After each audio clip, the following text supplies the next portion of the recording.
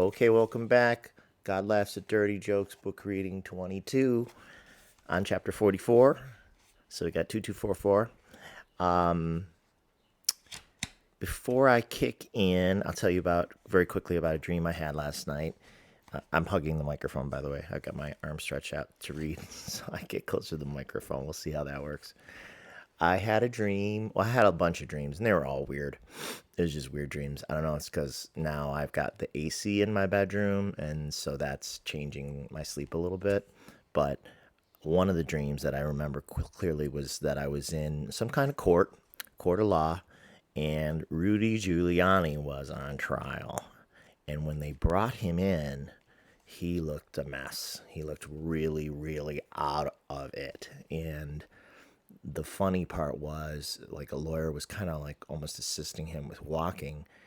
He was wrapped entirely in like bubble wrap and plastic, but it was shaped like a kind of like a box.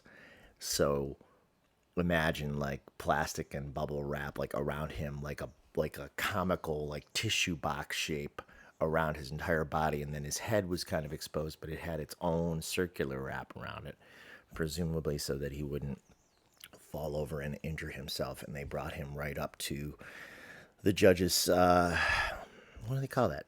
Judge's stand, or right in front of the judge, right below the judge, and then it was about to begin, and that's all I really remember. But it was pretty weird, so I don't know if that's going to be predictive for him. I mean, obviously he's in some legal jeopardy, but I don't know how soon he'll be in court. And perhaps that was triggered because I got noticed for federal jury duty. So I have to call in a couple weeks to see if I'll be summoned for federal jury duty. Whereas last year I got hit up for county jury duty, grand jury duty, which I never ended up having to serve, though I had to call for like 8 weeks. So anyway, that's my dream story. So let's jump into chapter 44, which is called I Love Music. Here we go. German philosopher Friedrich Nietzsche wrote, "Without music, life would be a mistake." During high school, Mom ordered a literary t-shirt for me with that aphorism on it in black type on white. I will add a Ben Franklin twist by stating, "Great music is proof that God exists and he wants us to be happy," instead of the Ben Franklin quote that beer is proof that God exists and he wants us to be happy. My adjusted Ben Franklin quote would probably irritate Nietzsche, who claimed God was dead. However, if there's an afterlife, then Nietzsche knows he was wrong and is probably resolved to it by now. Maybe he and God get together for a beer at a James Brown, Michael Jackson cloud concert to talk it over. Speaking of James Brown, I downloaded Living in America for my iPhone this week because that song just makes me laugh. I love sound and am opinionated about music, but not elitist. I consume great music with joyful lust. I've blown out my favorite recordings on repeat listens, and as my understanding of music deepens, what impresses inevitably narrows. Standards rise as awareness and knowledge grow. Great music is inherently spiritual, irrespective of the lyrical meaning. I feel there's honesty in sound itself, the vibrations of the voice and instruments. My favorite music and art risks everything without guarantee of reward. When performers defile music solely for money and fame, it's like they're pimping my religion. Don't treat music like your whore. Intelligent, exploratory sonic madness is fun, but I appreciate artists who figure out how to communicate with a large audience while maintaining a high artistic standard. The greats know or learn how.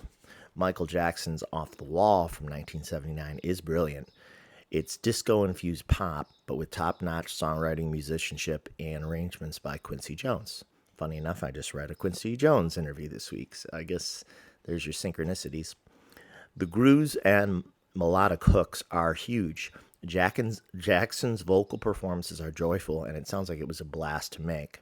That's nearly impossible to fake. Off the Wall was recorded quickly. Jackson did 2 or 3 songs worth of vocals per day, and songwriter Rod Temperton wrote several of the hits over a weekend prior to the start of recording.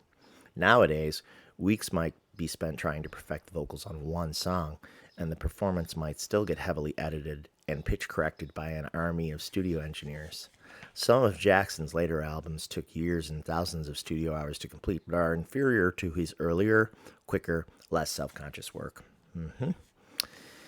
One might argue that Off the Wall and his huge follow up Thriller are disposable pop, but that ignores the truth that Jackson brought a ton of joy to millions of people. Sadly, he got weird over the years, disappearing into the cult of himself. He seems to have been a deeply troubled soul who never had a real childhood, yearned for an impossible return, and wanted to live in that artificial bubble forever, like many artists. But at his height, he was magic. You need some ego, excuse me, to write music and think anybody wants to hear it. You need enough belief to put yourself out and get anything done in the world. Hopefully your ego doesn't eat you if people don't respond to your heartfelt sentiments the way you'd hoped. Conversely, hopefully your head doesn't explode if you have a huge breakthrough, because once you lose touch with reality and regular people, future work will suffer from detachment, delusion, and self-importance. In 25 years of songwriting, now 30, the process remains mysterious, and I wonder where another idea could possibly come from. I used to believe that the change in awareness represented crossing a boundary between my conscious and unconscious mind. Now I wonder if extended creative periods are like wading into the deeper hidden stream, connecting to the underlying creative force responsible for the universe. I think that's highly possible, highly likely in many cases, or most, with creativity in general. Hours pass quickly, and I feel very alive and realized. Many songwriters become addicted to this high. Guilty. All other daily activities get structured to allow for that potentially brief window of creativity to happen, sometimes at the expense of important but mundane things like doing the laundry. I have to pace my energy to leave room for it. The high from performing is similar. A great musician can cram a lifetime of emotion into a 2-hour show, inadvertently masking the years or decades of writing, recording, rehearsal, and sacrifice that precede it. Tolstoy said that art is a lie that enables us to see the truth. A great performance isn't really life. It's a heavily concentrated, idealized, refined, and perfected version. But it's a beautiful lie that liberates us when it's truthful. A great performance rejoins us with the creative spirit. We feel kinship with the people around us because we've been united in a big feeling. The everyday barriers we build to protect ourselves fall away, and we remember how nice it is to feel uninhibited and childlike again. Great art reconnects us to the best parts of ourselves, though the feeling can be scary for some because it's so intimate. There's a post-show glow, an energetic bubble which lasts a while after a great show. Connected individuals can live there for extended periods, access it more readily, and use it to make more art. When I'm creatively engaged, I ride the wave for days, though I have to remember to come back to real life. There's a danger in falling so in love with esoteric, dreamy thoughts that one loses touch with the real world. Inevitable dry spells make me feel unplugged, and I'm susceptible to depression. Many artists are moody, but it's not okay to act like a tortured, misunderstood soul, because everyone is misunderstood to some extent and has hard times. A non-artist's depth of feeling is just as important, whether they're able to articulate it or not. Creative people are often self-centered, but great ones explore the ways in which we unite. They invite you into the way they feel life, and you leave your inner world to stroll around in theirs for a while. Humans are driven to create, whether it's making art or making babies. The passion is built into our DNA. It's part of our survival instinct. It's also partly an attempt to achieve immortality by pushing critical aspects of ourselves into the future, either genetically or intellectually, past our natural lives. I once explained to a friend that the reason many musicians become obsessive about the smallest of details is because the art we make is our only opportunity at perfection in life. There are so many things that I can't control, but if I can write and record a perfect song, it's like being a small god. My writing generally starts with the vision, but once I'm working, it's more fun and satisfying to leave room for discoveries. Happy accidents, improvisation, and serendipity are welcome. It's steering without steering, and the result is more authentic. The universe will contribute. I don't tend to hear or think of music in rigidly defined genres. I realize that we have a natural tendency to categorize things as a way of trying to understand them so that we can articulate what we like and don't like by saying that one thing is this and another is that. But I get more excited by subtle or not so subtle mashups and reinventions of styles. The same song can be rearranged can be arranged a million different ways. There's no reason that most every song on the radio needs to sound similar, but that's usually how it works in mainstream pop because anything that's too different stands out too much. It breaks the flow of music as sonic wallpaper, and as a result, music has lost much of its importance in the culture, in my opinion. Pop artists, and record producers who want to get radio play deliberately imitate what's already being played. I admire musicians who ignore the supposed divisions between genres because it usually means they're consciously swimming upstream and trying to build an audience. They've made it harder for people to describe or compare them to established artists and styles they already know and are comfortable with. But bending the rules is the only way to advance music forward. Every style that we've learned to love, whether it's early rock and roll, funk, jazz, rap, blues, bossa nova, metal, industrial, alternative, etc., began as a bastard child that people resisted because it violated their expectations and what they'd been exposed to up until that time. Creative people don't want to get stuck in a box just repeating themselves endlessly. That's artistic death. I wonder if that applies to God too. Probably does. Because I've heard, like Cindy at Soul Prince say, that God keeps creating and just adds to all that is. She said it's something like that, which was an interesting way of thinking about it. That, of course, we got this universe, and the universe may be a closed system to itself, or maybe it's not, but there may be other things that we don't know about, other creations, new creations by God we haven't yet experienced, but maybe someday we will. I'm always digging to find new music to listen to, even if it's old music but new to me. When something new excites me, I often attempt to write a song in that style to help better understand it from inside, while putting my own spin on it, pulling it towards my own melodic and stylistic preferences. I love music writing as exploration. I've pondered whether I should be overt about my evolving beliefs in music. There was a spiritual aspect to many of my songs even before I believed. A songwriter should draw on life as he experiences it, like a reporter, right? In 2010, I recorded a song about my tickler and other spirit visitors called All My Life, but have been cautious otherwise. And a lyric from All My Life is, "Will we be together when this life is through? Is there anything that I can do?" I had a visitor, my tickling visitor. I felt but could not see, and I don't know what it means, but it must mean something. About 5 years ago, I wrote an unrecorded song called Angels, based on my friend Sonia's experiences, mixed with my own. On vacation in Japan while lighting candles at a temple, she felt teasing, energetic spirits dancing above her head. She said there was a foreign, completely other, ancient presence. I wrote in the song, "The giddy joy of angels circling above. You invite the angels in, it's love." Yeah, I've been unable to really complete that song. Well, the song is complete as it's written, but I've struggled with the recording of it for some reason. And every once in a while I come back to it. And that's how like songs from 10 years ago will end up on a new CD because it'll just be floating somewhere in the background of my mind and my computer. And then one day maybe I pop it out and I know how to finish it. Being tuned into the energy of the people in a room and how I'm feeling in the moment has provided some of my best performances. The songs pick up colors from the day instead of forcing them into a prefab shape. The same lyric can take on a slightly different meaning depending on how it's felt and delivered. Memories can be triggered, old feelings accessed, and recontextualized. The performer discovers as much about himself, herself, as the audience does. We well up with feeling when musicians get deep.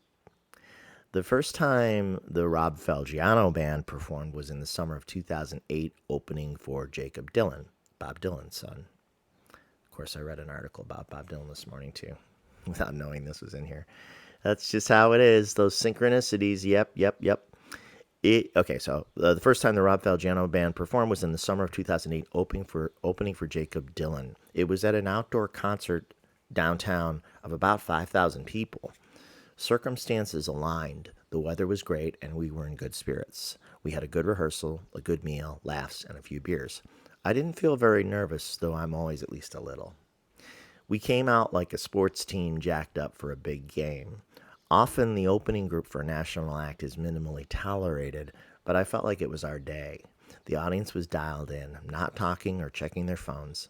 Ray, our drummer, was killing it, driving the songs like a locomotive. I turned to him mid-song to yell, "You're a monster!"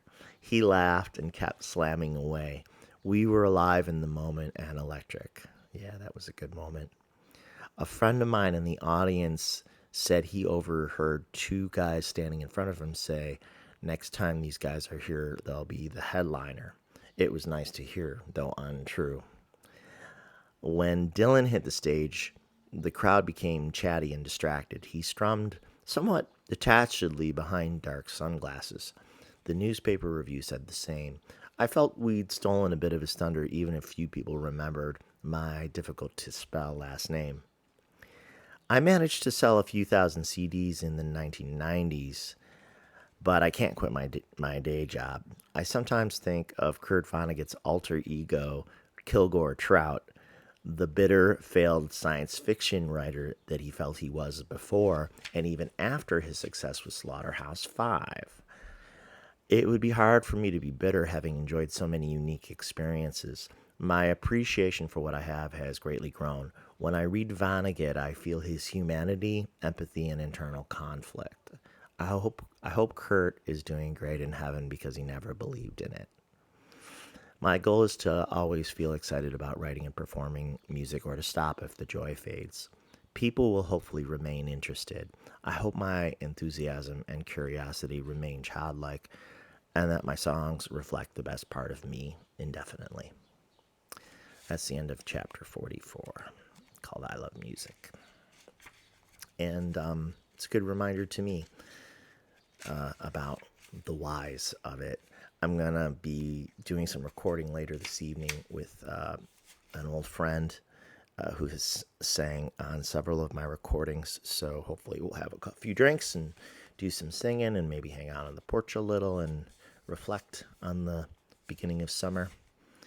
So yeah, but I got house stuff to do first. Got to continue working on the windowsills. I have completed scraping them all out, applying the wood hardener, filling in all the gaps with the wood epox, and sanding them all down. But then when I was painting last weekend, I ran out of paint, so I had to get more this week. And I have it, and I will finish those probably today, and then go outside and see which ones need touch-ups from the first floor. Okay, I think we got time for chapter 45. Yeah, so let's jump there and then call it. Okay, page 234 out of 262. And before I go on, speaking of Kurt Vonnegut, D, I haven't forgotten about you. You will get a package soon with some goodies. That's it's coming. It's just taking a little longer than I expected to put it together, but I hope it'll be worth it for you. Okay, 45. Weird dreams. I love the abstraction and weirdness of dream logic. You never know how your brain will combine elements from life with supposedly impossible scenarios outside of hard reality. I've had more dreams than I'll ever recall about the vast, enigmatic universe, often in the style of science fiction movies. I've visited planets populated by exotic sentient non-human beings, watched distant stars and planets explode in the sky, and entire galaxies whirl past Earth as if my eyes are telescopic. Apocalyptic, apocalyptic dreams have been constant since I was young. In high school, I dreamt of strange geometric shapes filling the sky, entering from another dimension through slices in the universe. Yeah, that was weird. I still remember that visual. Columns of solid destructive energy, like cartoonishly thick lightning bolts, slid horizontally through the slits. So, like this. Then changed direction at perfect right angles, pulverizing the ground below. So, imagine like lightning just coming through slits out of nowhere in the air. I dreamt I was a microscopically small particle falling through the clouds. No arms, legs, brain, heart, or body. Nothing except an awareness of my own existence. Just a twinkling bit of matter. Straight up Rene Descartes. The clouds parted as I descended through layers of puffy white and gray to daylight overlooking the ground. It's an interesting. I just thought, I wonder if that could even be a new soul traveling to Earth to enter a body, as just energy. I've been on spaceships and experienced alien invasions and hostile biological takeovers wherein my entire DNA was converted from the inside out by an intelligent invading organism like the Borg on Star Trek, but a transmogrification to something much less humanoid. I've seen rogue planets ejected from solar systems enter our own on a collision course with Earth, like in the movie Melancholia, which is a really trippy, dark movie with Kirsten Dunst. She's really good in it. Even if you didn't like the movie, she's really good in it. I sat on the moon watching sunlight move across Earth, similar to how we observe moon stages from here, but within minutes, not days. The Earth seemed so close I could touch it, and it filled almost my entire field of vision. It appeared to be projected onto a large screen, and either I was very, very large or the moon was very small because it was like sitting on top of a 20-foot rocky gray ball. That dream just sticks with me too. I had a dream about being on an airplane, except it went into deep space. There were windows on the floor to see out and below. I gazed at abundant stars and darkness. I saw little geometric shapes that looked like sharp, angled bundles of wire. I said to the guy standing next to me, "What are those?"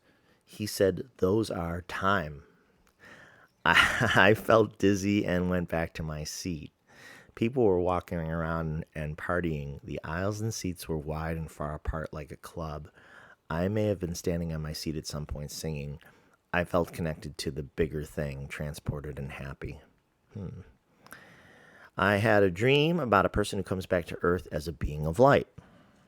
He was a disembodied intelligence who tried to manifest a human body from the awareness of his own existence, but he failed. After a couple attempts, concluded with a poorly formed body collapsing as if it were made out of thin loops of clay like a human Mr. Bill or my mom's bendable leg in Rose's vision during Reiki, if you recall from chapters back. The being tried to draw attention with light. Pulling energy from the night air, it formed tube-shaped lights like 5-foot-long neons at various angles. So like imagine the sky with like these tubes popping out of the air, colored tubes.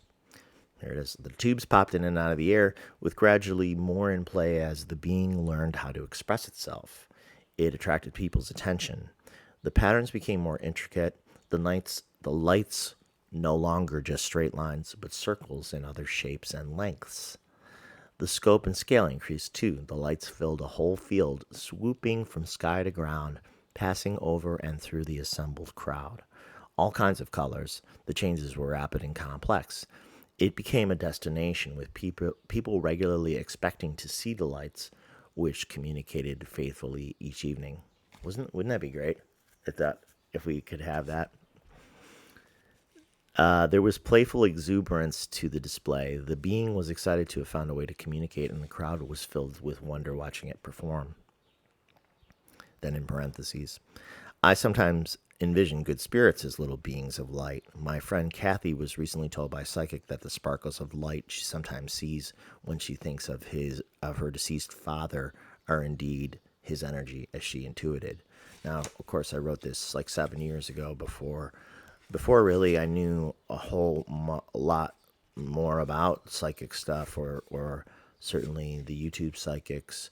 So now we see videos with them where they've got like the orbs that pass by the screen, or like Kim and Intuitive View did a whole video with light orbs a couple of them that are just amazing, just amazing. So really, this was a correct intuition that probably good spirits, good visiting spirits are little light balls. Yep, cool.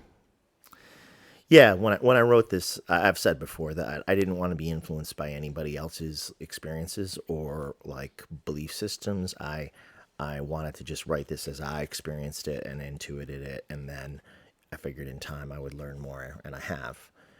And so the next book has more of like it's still from my point of view, but it's got a lot more of learned things that resonate as true with me based on watching other readers and absorbing more ideas from other people.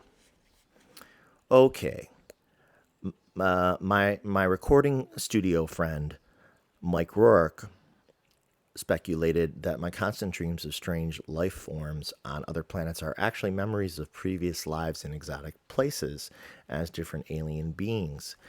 He suggested that reincarnation, if possible, may not be confined to Earth and could happen anywhere in the universe. Well, that certainly seems possible, given how big the universe is. Presuming each of us has an immortal soul that experiences cycles of birth, death, and a return to the immortal ether and back again, why would previous and future incarnations of us always return here?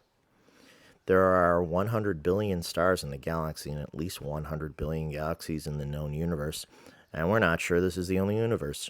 There are also 100 billion neurons in the brain. Our universe may sit at the intersection of an infinite multiverse of connected realities. Maybe I was once a 20-foot purple slug lady on distant planet Flabia, or a liquid methane intelligence floating in a sub-zero degree lake a million light years away, a million years ago.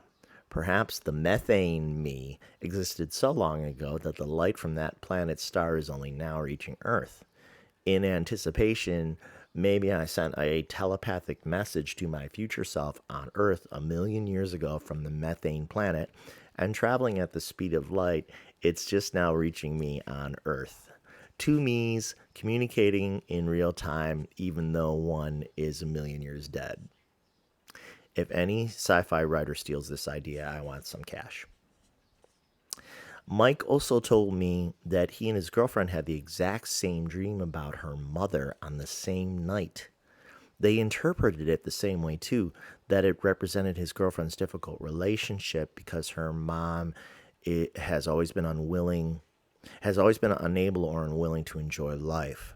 What are the chances of having the same dream as someone on the same night or ever? More evidence. I collected comic books as a kid, and I don't mind if every big movie in the next 20 years is based on one, and that's how it feels now. Because I had to wait a long time for the technology that brought my favorite childhood heroes to life, especially Batman and Wolverine from the X-Men. When I was 5 or 6, I had a bad flu and dreamt the Green Goblin, who's a Spider-Man villain, was terrorizing me on his goblin chopper. The dream was so realistic it felt like he was floating over my bed against the green diamonds wallpaper. The goblin was from the trippy 1960s Spider-Man cartoon, specifically the opening scene of the episode The Witching Hour, in which the goblin has broken into a magician's library to steal a book about casting incantations to conjure spirits for his sinister bidding. The ghosts eventually turn on him. Given my experiences, it figures that the image would have come from that episode. Another feverish childhood dream was of walking through an endless series of doors and hallways, but never arriving at a destination. That's fairly existential for a 6-year-old. I kept bobbing in and out of consciousness, so the dream kept starting and stopping, which was annoying because every time it restarted, it was the same. In the real world, Mom was talking to a friend of hers in the kitchen, and I went downstairs on a daze to try to explain about the endless hallways, but I was aware I wasn't making any sense. I think I was wearing my favorite blue Batman pajamas, rubbing sleep from my eyes. Oh, those Batman pajamas. They were like, I won't say a turquoise blue, but they were like a very specific blue that if I saw it, I would know it. Yep.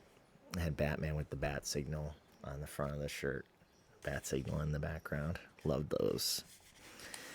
In another teenage nightmare, I had recently died and was on my way to the next world. Two nebulous hooded figures awaited me on a cloud. As in lots of fables, one was cloaked in heavenly white while the other wore the red robes we associate with badness. I couldn't see their faces under the hoods. I thought I was headed for heaven, but Red Robe reached out to grab me. I yelped and woke up. The next morning, I went downstairs to hang out in my corner for a little while before school, and the 3-digit counter on my stereo cassette deck was locked on 666. Nice. I immediately pressed reset to flip the counter back to 000. I didn't believe in anything at the time, so I filed it under weird coincidence and nothing more, though it stayed with me. Now I see it as a prank by sneaky spirits. A few summers ago, I dreamt that a group of people, distressed by all of the suffering, prayed to bring about the end of the world. They mounted a coordinated prayer campaign to try to summon Jesus back to earth and end things. A decade ago, in a moment of existential despair upon reading about the apparent abuse of a teenage prisoner at Guantanamo Bay, I prayed for God to end creation. I won't ask again. In parentheses, I felt compelled to write a mournful song about torture called 2 Feet in the Sea. It's a pretty dark song. It's on my All Star Heart CD. If you're interested, I remember it offended a friend of mine because the opening line of the song is, "It's strange the day you realize the world is full of shit," and she just took it as a full statement on life when it was really about this despair I was feeling at the idea of a young man being tortured at Guantanamo for no good reason. Strange the day you realize the world is full of shit, but here we are. It's what it is, and we must get on with it. I think sometimes that I'll run out of heart to break, but then comes the familiar pain. I guess there's no escape. 2 arms in the air, 2 feet in the sea. This feeling never leaves, and it's pulling me down deep, and I don't know what to do about tomorrow. And then this is the verse about Guantanamo Bay. There's banging on the windows and the doors. They're dragging men around upon all fours. They're piling men into a naked heap. It's no wonder why it's hard to get to sleep. I think sometimes I've seen it all. I haven't seen a bit. The brutality is staggering, and I know I'm not equipped. 2 arms in the air, 2 feet in the sea. This feeling never leaves, and it's pulling me down deep, and I don't know what to do about tomorrow. So that's pretty dark. It reflects my approach towards music since I started, which is this mix of songs where I'm consciously optimistic and consciously positive and life affirming and joyful and trying to spread that feeling, and then these other ones where exactly how something strikes me, if it strikes me wrong, I will write about it exactly how it makes me feel, no matter how it might affect someone else. So then it becomes voluntary whether that person wants to listen to it. So I guess I understand why some people don't want to listen to some of my music. I get it. Some naughty spirits tried to kill me in my sleep a few years ago. My then girlfriend Vanessa was staying over, and I had a dream I was being physically attacked by someone. It ended when I tried to sidekick my assailant, but the action in the dream carried into reality. My hard kick sent the sheets and my cats flying off the bed, startling Vanessa. The momentum flipped me out of bed, and I hit my head on the corner of the dresser. Oh, God. They're trying to kill me in my sleep, I exclaimed. Fortunately, their aim is crappy, and I was only grazed. You'll have to do better than that to take me out, ghost jerks. I have a recurring dream in which I wake up in a different body than my own, like on the TV show Quantum Leap. One scene is always the same. I look at myself in the bathroom mirror of the house I grew up in, and I have a completely different face. Sometimes I have long, luxurious hair or rotten teeth. I've been both male and female, taller and smaller, younger and older, though never by much. I've been both more attractive and less attractive. Each time I swap faces, I wonder how long it will last, as I'm not sure I'm going to be able to get back into my own body, and I don't know if someone else is occupying my body or what they're doing with it. In the most recent version of this dream, I was a young woman with a flowing pink mohawk and tattoos. The makeup on my face was elaborate, and I wondered how I'd ever be able to reproduce it if I was in her body for more than a few days. And you know what? I still have that dream to this day. So I've been having that dream a long time, and even last night I dreamt that I had long hair. And when I get to heaven, and presumably I can choose my appearance, I will give myself all my hair back and grow it long, like when I was 21. I dreamt I was at an arcade. Nearly every game was related to Wolverine and the X-Men. The next day, without my knowledge, Mom took Steve and his friend Jim to play arcade games at the local laser tag, so I dreamt his activity a night in advance. We're almost done, by the way. I dreamt I sang a duet with Frank Sinatra, taking the harmony part. There was also a vivid dream about being an MC for Johnny Carson. In this scenario, he was still alive, though long retired from The Tonight Show. His demeanor was the same as we remember. He was friendly, almost shy, dignified without conceit. I was somehow involved in convincing him to do a one-time Tonight Show reunion nearby in a larger green field with bleachers, not dissimilar from the one in my light show dream. His trademark desk was there, and maybe some lighting instruments or a studio camera, plus a small pipe and drape backdrop. From the wings of the bleachers, I riled up the packed audience with his trademark introduction, including an extended "Here's Johnny." Ed McMahon's his superior. People were so excited. Carson took a microphone up into the audience, and we sang an old-school American pop standard together. I wish I could remember the song. I realized how great he was as an entertainer, how much he wanted to please the audience, and the satisfaction it brought him. It occurred to me I should try to be more like him. His show was supposed to be 60 minutes long, but Johnny and the audience were having a great time. I looked at a big clock floating in space near his desk. As the hour ended, I encouraged him to do a full 90 minutes for old time's sake, as they did when he first took over from Jack Parr. Everyone was happy. It was so real. I've worked in the arts for 20 years and have developed a strong appreciation for professional dance. The amount of discipline, training, strength, and coordination involved is equivalent to any elite athlete. I had an intimate dream about a dance collective. I was on some kind of retreat.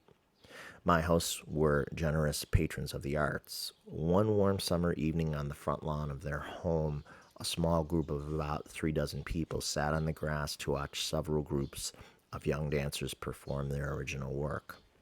The last group, dressed in white, broke the fourth wall separating performers from audience, wandering into the crowd to interact. The leader of the group, a small, friendly young woman with short blonde hair, approached me. She had the mysterious quality one might associate with a muse or an otherworldly manifestation of creativity. There was nothing lewd about her movement, but she was crouched above me in an intimate way. She pressed her forehead against mine and ran her fingers through my thinning hair. We didn't kiss, but it was sensual, like she was loving and nurturing my spirit while our faces touched. I felt connected to the mystical infinite I adore, the place where beautiful art originates. I felt a strong bond with everyone there. Though we were new friends, we would always be connected. It was love. That's pretty well written, if I don't say so myself, and I do. So that's the end of chapter 45. And when we resume chapter 46, will be more dreams. One more dream chapter. And then what's left after that? Well, not a whole lot left, about 20 pages. So probably two more readings, it looks like. Thank you once again for checking out me doing this. I really appreciate your feedback and time. It's really nice that anybody watches these at all. I have continued to do the prayer every day that the Pope requested for the month of May, which is that the world overcome COVID, and especially in countries that are really struggling with vaccination, like India, Brazil, which I always mention, but there's others too. Everybody but the United States, it seems. So, but it's great that our country, has committed to distributing more vaccines globally. That's what we should do. That's the right thing to do. So, that prayer continues, and I don't know if there's any way for us to know how much we've affected what's happened, but it certainly seems like things are going in the right direction in America, and that's amazing. It's amazing. It's almost bringing me a bit of sadness, almost like a postpartum kind of sadness, or realizing how much we've been through as a collective.